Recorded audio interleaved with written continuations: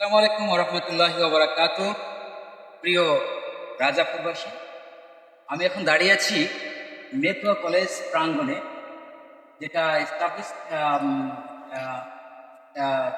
হয়েছে দু হাজার তেরো সালে। তো এই মেদুয়া কলেজটা 2013 সালে এখানে মূল স্থাপনা 2005, আর কার্যক্রম পরিচালিত হয়েছে 2013 সাল থেকে। ইআইএন নাম্বার অলরেডি পরে গিয়েছে। তো কলেজের শিক্ষার মান যদি বিবেচনা করি, এবং কলেজ যারা দায়িত্বে আছেন বর্তমানে শিক্ষক, তারাও খুব অ্যাক্টিভ, খুব সুন্দরভাবে ক্লাস পরিচালনা হচ্ছে, এবং এই কলেজে স্টুডেন্ট সংখ্যাও খুবই ভালো।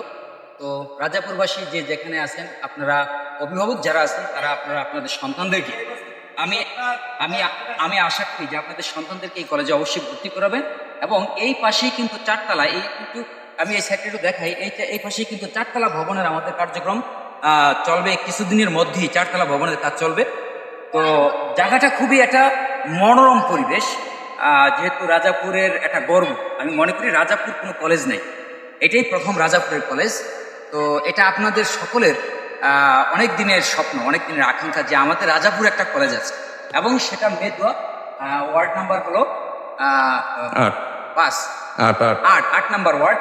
এই 8 নাম্বার ওয়ার্ডে মেদুয়া কলেজ প্রতিষ্ঠিত হয়েছে। আশা করি আপনাদের সন্তানদেরকে এখানে ভর্তি করাবেন। আপনাদের সন্তানরা গোটা বিশ্বে আপনাদের সুনাম বয়ে চলবে।